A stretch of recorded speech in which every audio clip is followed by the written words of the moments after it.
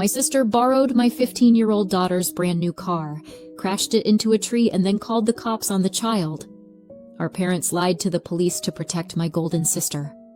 I stayed silent and did this. 3 days later, their faces went pale when...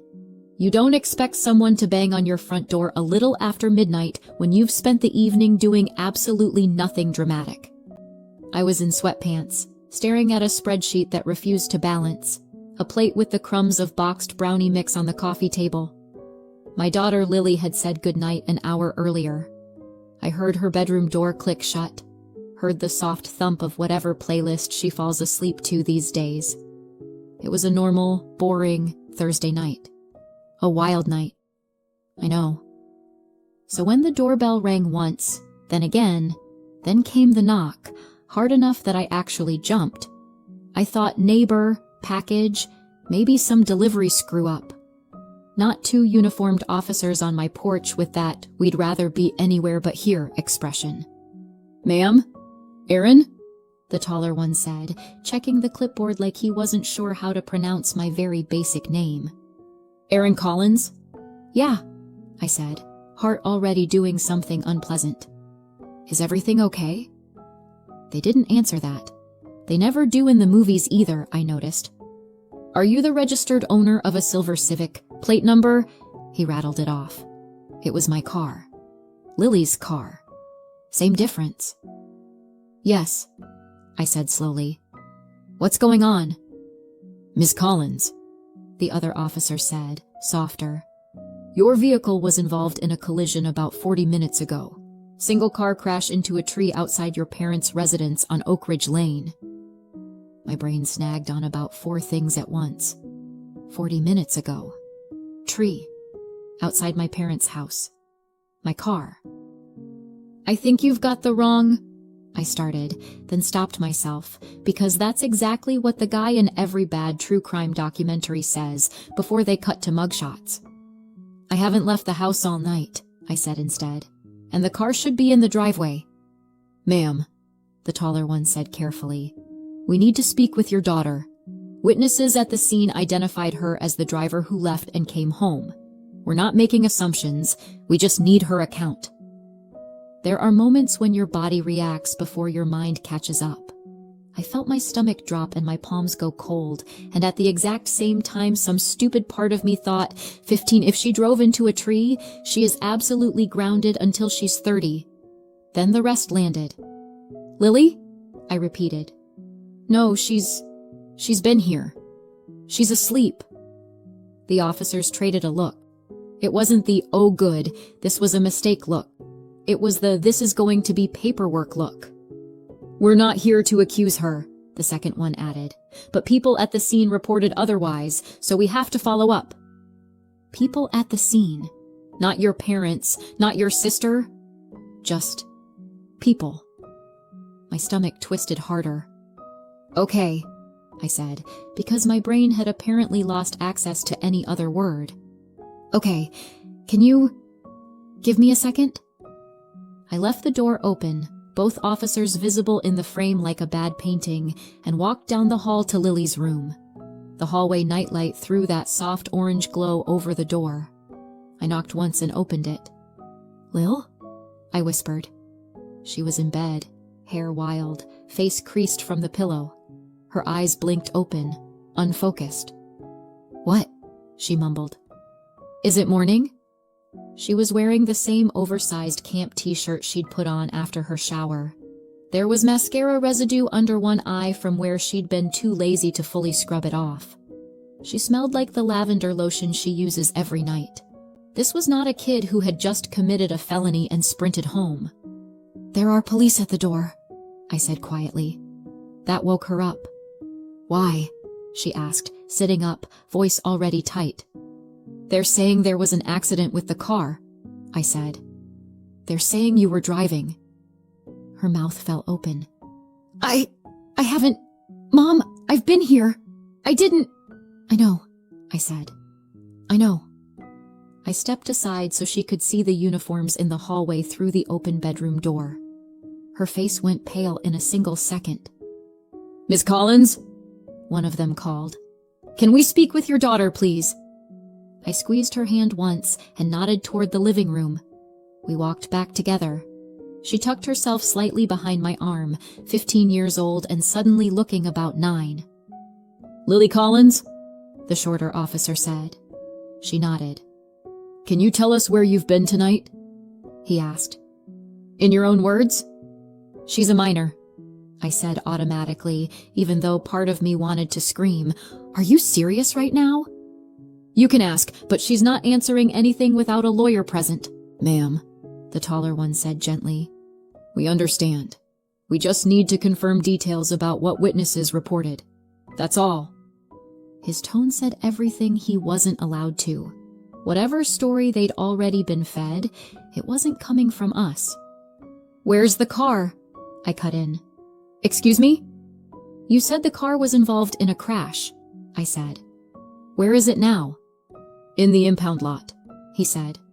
It wasn't drivable. The front end was significantly damaged. Totaled, of course. And the people at the scene? I asked. Who exactly said she was driving? The officer hesitated just long enough to confirm my worst thought. We can't disclose that, but we did receive multiple statements. Multiple. Not one. Not someone confused. Plural.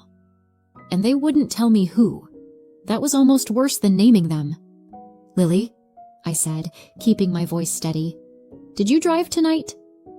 She shook her head so hard her hair whipped. No, she said, voice barely more than air. Mom, I swear, I haven't. You have the keys. I've been here. Please tell them. She has a permit, I said to the officers. She's only driven with me in daylight twice. You can check any camera in this neighborhood. She did not take that car tonight. There's no one alleging she had permission, the shorter one said. The concern is that she left the scene. He stopped because I think the look I gave him could have cut glass. I understand your concern, I said slowly, tasting every word. Here's mine. Someone out there is feeding you a story that doesn't match reality, and until we talk to counsel, she's not saying another word. The taller officer shifted, but didn't push. We'll note your refusal, he said. You'll hear from Detective Owens or the DA's office in the next couple of days. Please make yourself available. Trust me, I said. I'm not going anywhere. They gave Lily one last look. She stared at the carpet like it was the only thing keeping her from dissolving, then stepped out. I closed the door behind them and threw the deadbolt. For a second, I just stood there, forehead against the wood, listening to the sound of my own breathing. The house was too quiet, the kind of quiet that hums. Mom? Lily said, voice small. I turned. Her eyes were wide and shiny, but she wasn't crying yet. Her shoulders were up around her ears like she was bracing for impact. Am I... She swallowed. Am I in trouble? Are they going to... arrest me? It hit me then how young 15 really is. Old enough to be accused of a crime. Young enough to still ask your mother if the monsters at the door are real. Look at me, I said, crossing the room. She did. You did nothing wrong, I said. Nothing. You were here. You followed the rules. You are not in trouble with me. But they think... I don't care what they think, I said, more sharply than I meant to. I softened it. We're going to fix this, okay? I believe you. I know you didn't touch that car tonight. Her chin wobbled. I didn't, she whispered. I promise. I know, I repeated. I believe you more than I have ever believed anything in my life. She let out a breath that sounded like it had been locked in her chest for an hour. A single tear escaped and slid down her cheek. She wiped it away fast, almost angry at herself for letting it show. I'm not a bad driver, she said, like that was the worst accusation in the world. You're a careful driver, I said. That's why I bought you the car. That set off another ripple of emotion in her face, like she was trying desperately not to fall apart. "Do you think Grandma and Grandpa really said that?" she asked. "That they saw me?" My heart twisted. I didn't know. Not for sure. And the idea of calling them to ask made me feel like I'd be handing them my throat. "I don't know what they said," I admitted. "But whoever talked to the police didn't tell the truth. And we'll find out who." She nodded, but her eyes stayed damp. "I want you to try and sleep," I said. "Tomorrow we're going to talk to someone whose job it is to fix things like this." "Like a lawyer?" she asked. "Exactly like a lawyer," I said. "I'll make calls first thing. And whatever story they think they can pin on you." I brushed her hair back behind her ear. "They're not ready for what's coming." She swallowed and nodded, finally curling back under her blankets. I turned off the light. I thought the knock at midnight was the worst of it. It wasn't. Not even close.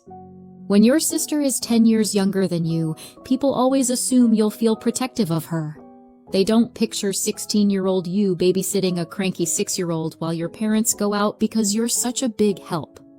They don't picture 20-year-old you, home from college for the weekend, walking a hungover 10-year-old to the bathroom because your parents think it's funny when she tries a little wine at family dinner. They certainly don't picture 38-year-old you, standing in your kitchen at 1 a.m, realizing that same golden child just tried to feed your kid to the wolves. Growing up, Jenna was the baby. That was her entire job description. "She's still learning," Mom would say when she broke things that weren't hers. "She's just expressive," Dad would say when she screamed at waiters. I was the responsible one. That was my job. "You know Jenna is sensitive," Mom would tell me. "You're older. You should understand." Funny thing about that phrase. You hear it enough, and eventually you do understand, just not in the way they meant. When Jenna got caught shoplifting lip gloss at 16, my parents drove to the store, begged the manager not to press charges, and then spent the entire ride home lecturing me about how important it was that I not make Jenna feel bad about this. When Jenna backed Dad's old sedan into a mailbox at 19, they joked about it for years. "Remember when our girl tried to take out federal property?" they'd say at Thanksgiving. Everyone would laugh. When I got into a minor fender bender in college because a guy cut me off in the rain, my mother didn't speak to me for 3 days. "I just expected better from you, Erin," she finally said. "You're usually so careful." Translation: your mistakes are character flaws. Hers are anecdotes. By the time I was in my 30s, divorced, working full-time, raising Lily, the script hadn't changed. I was the one they called when they couldn't figure out their online banking, when their internet went out, when they needed rides to doctor's appointments. Jenna was the one they called our free spirit as she moved in and out and back into their house, changed jobs every 6 months, and somehow always had money for new shoes. "Jenna just hasn't found herself yet," Dad would say, pouring more gravy. "You were always so focused." Focused is such a polite word for on your own. I learned to stop expecting fairness a long time ago. I learned to stop trying to convince them that maybe, just once, they could hold Jenna to the same standard they held me. It was like arguing with a church about their favorite saint. Then I had Lily, and for a little while, the whole golden child ecosystem didn't matter. Lily came into the world already apologizing. At least that's how it felt. She was the baby who cried whenever anyone else cried. The toddler who would put her toys away without being asked.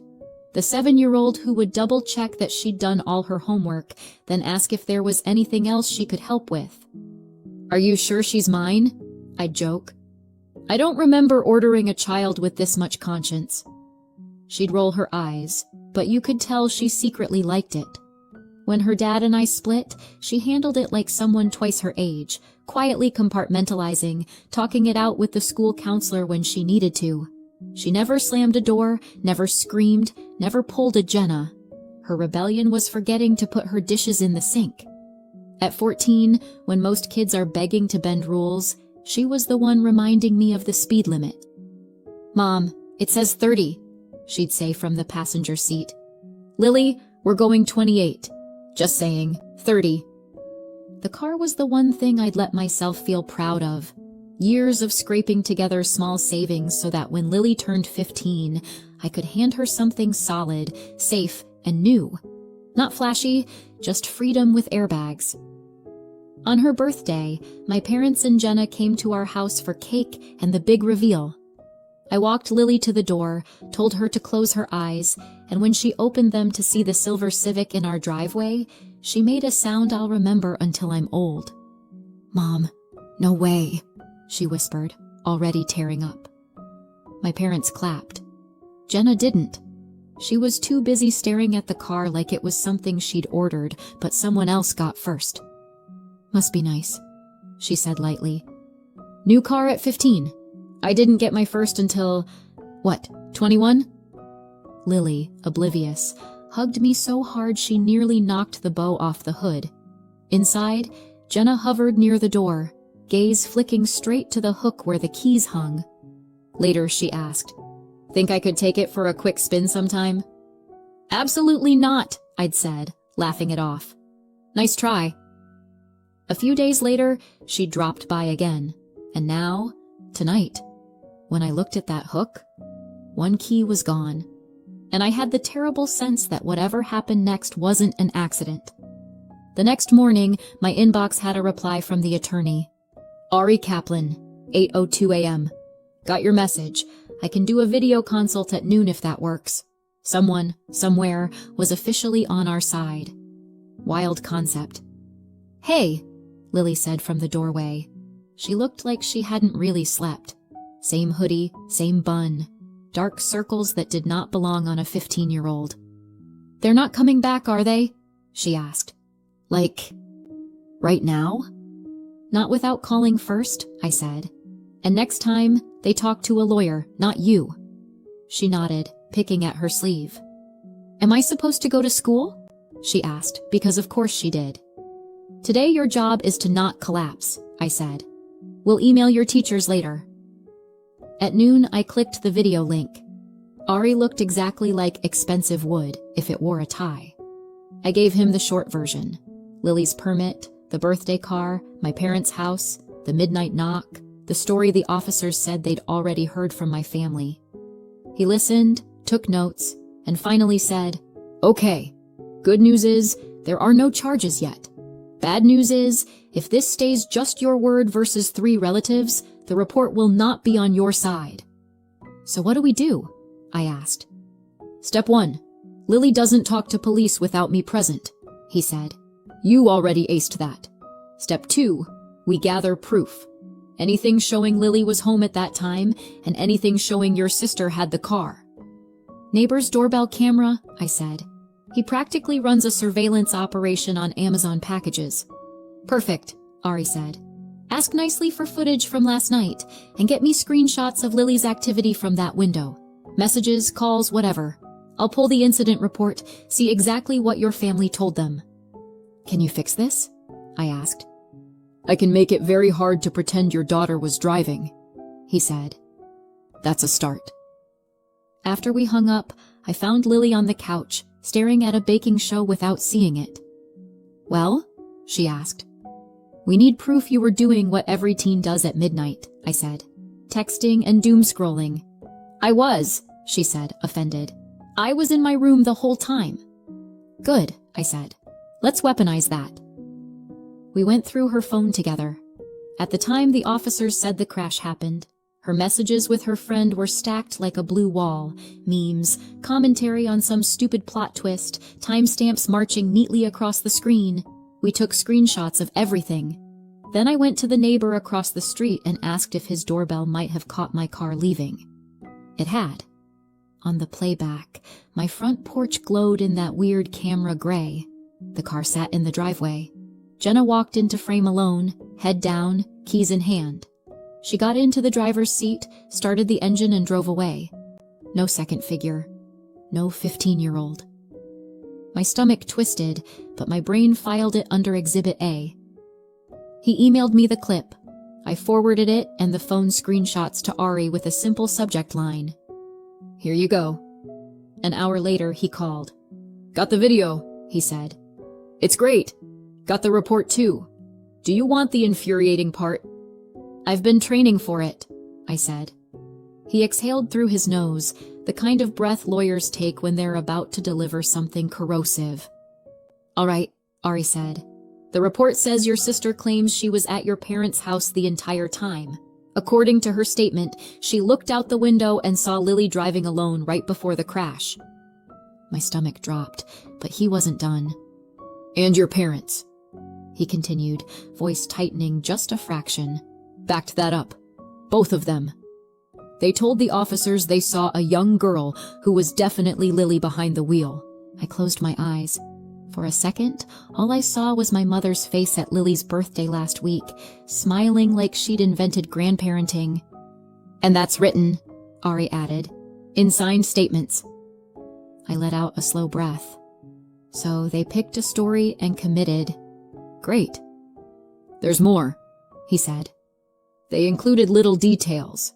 Stuff like, Lily has been getting more confident lately, and that you've been letting her push boundaries. None of it criminal, but enough to paint a picture. Of me being a negligent parent, I said. Exactly. He gave me a moment. It wasn't enough, but it was what we had. Now the good part, Ari said. The neighbor's footage completely contradicts them. It shows Jenna taking your car from your house alone, and Lily's phone activity lines up perfectly with her being home. It's clean. I gripped the counter with one hand. So what happens next? I'm sending everything to Detective Owens today, he said. I'll flag it for DA Whitman as well. Once they see this, the narrative shifts. Hard. And the follow-up meeting? I asked. Still scheduled. 3 days from now. Everyone will be in the same room. Your parents, Jenna, you, Lily. Of course. A family reunion hosted by the criminal justice system. Exactly what I wanted in my week. Erin, he said, softer now. I know this hurts, but the evidence is strong. Let it speak. Yeah, I said. Because my family sure won't. After we hung up, my phone buzzed again. Mom. I let it go to voicemail. Then came the text. We heard you got a lawyer. This is getting out of hand. Call us. Funny how getting out of hand only applied once I pushed back. I typed, You gave sworn statements about my child. This is out of hand. Talk to your attorney. I sent it before I could decide whether or not to be the bigger person. I've retired from that job anyway. I found Lily in the hallway, hovering like she could sense my mood without hearing a word of the call. Well, she asked. They backed Jenna, I said. I kept my voice even because screaming wouldn't fix anything. All 3 of them said they saw you driving. Something flickered across her face, hurt first, then something sharper. Oh, she whispered. Not tears, just a small, stunned oh. It landed harder than any crying could have. But we have the footage, I said. We have your phone. We have the truth. She nodded, jaw working like she was trying not to clench it too visibly. Mom, she said quietly. Why would they say they saw me? Because protecting Jenna was easier than protecting the truth, but I didn't say that. Because they were wrong, I said. That's all that matters now. She swallowed. Are you sure we're going to win? We don't need to win, I said. We just need to show what actually happened. And we can. She took a deep breath, steadying herself the way she does before school presentations. Okay, she said. Okay. I rested a hand briefly on her shoulder. She didn't pull away. For the first time since that knock at midnight, she didn't look terrified. She looked resolved. Small, but steel. And honestly, same. My parents could write whatever stories they wanted. Jenna could pretend the truth lived behind their curtains, but they'd forgotten one tiny, inconvenient thing. Cameras don't lie. And neither does my kid. Not this time. 3 days later, Lily and I sat in a cramped conference room at the station. Detective Owens sat at the head of the table, Mr. Whitman beside him. Ari flanked our side like a silent, expensive sword. Across from us, my parents and Jenna. If guilt had a smell, the room would have needed ventilation. "We've reviewed new evidence," Owens began, tone professional. "We want the record to reflect the accurate sequence of events." He opened a folder, turned a page, slid it forward so everyone could see. I didn't have to lean in. I'd seen the footage enough times. A still frame, Jenna in front of my house. Another, Jenna walking to the car. Another, Jenna behind the wheel. Alone. No Lily. Just Jenna and her terrible judgment. "In addition," Owen said, "Lily's phone data shows uninterrupted activity from her home during the time of the crash. Texts, streaming, everything consistent with her being at home." The silence that followed was so thick I could hear Lily swallow. Mr. Whitman looked at my parents. "You stated you saw Lily behind the wheel. Would you like to amend that?" My mother blinked rapidly. "It was dark," she said, voice thin. "We assumed." My father nodded like a dashboard bobblehead. "We thought we were helping." Helping who exactly hung in the air like smoke. Whitman turned to Jenna. "Your statement claims you watched Lily drive, panic, and flee. Do you stand by that?" Jenna's mascara smudged as she stared at the table. No, I wasn't thinking. I got scared. I said she did it." For a moment the room didn't move. Lily's hand tightened around mine, just once. Whitman closed the folder. "Given this evidence, we are clearing Lily of all allegations. She will not be charged with any offense related to this incident." I felt Lily exhale. It was the sound of a weight leaving a body that had grown too small for it. "As for you," Whitman continued, now addressing Jenna and my parents, "this office is reviewing possible charges related to filing false statements. This level of fabrication involving a minor is serious." My mother made a small sound, hurt, outrage, maybe both, but no one rushed to comfort her. "Ms. Collins?" Whitman asked, turning to me. "Would you like to say anything?" I didn't stand dramatically. I didn't raise my voice. I just spoke. "For years," I said, "I've been told to understand, to be the bigger person whenever Jenna messed up, to swallow things so she wouldn't feel bad." I looked directly at them. "But you didn't just ask me to swallow this. You asked my daughter to. You were willing to bury a 15-year-old to protect a grown woman who stole a car and crashed it into your tree." Jenna cried. Mom reached for her hand. Dad stared at the folder like it held a different ending. "You didn't hesitate," I said quietly. "You signed your names. You didn't call me. You didn't check. You just chose the story that made your lives easier." I turned back to Owens and Whitman. "Thank you for clearing Lily." Whitman nodded. "We'll be in touch." That was it. No dramatic gavel, no shouting match.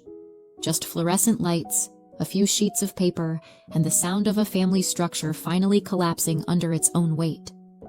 Outside, Lily walked beside me, shoulders a little looser. "You okay?" I asked. She nodded. "Yeah, just tired." "Me too," I said. "Let's go home." And we did. 6 months later, Oak Ridge Lane looks exactly the same. Except my parents' house. That one has a sold sign out front. Turns out filing false statements about a minor leaves a mark. Jenna ended up with a misdemeanor on her record. My parents got their own matching versions for knowingly providing inaccurate information. Not prison, but enough to make legal documents an adventure.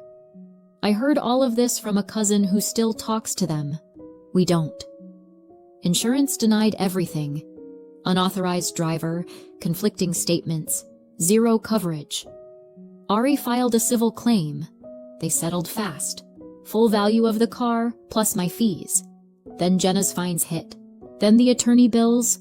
The loans snowballed until the house had to go. Meanwhile, Lily's thriving. New, used Corolla, good grades, therapy sessions that actually help. Our home is quieter now, cleaner, safer. No toxic relatives, no second chances for people who showed us exactly who they were. Some say I went too far. Others say not far enough. What do you think? Let me know in the comments and subscribe for more.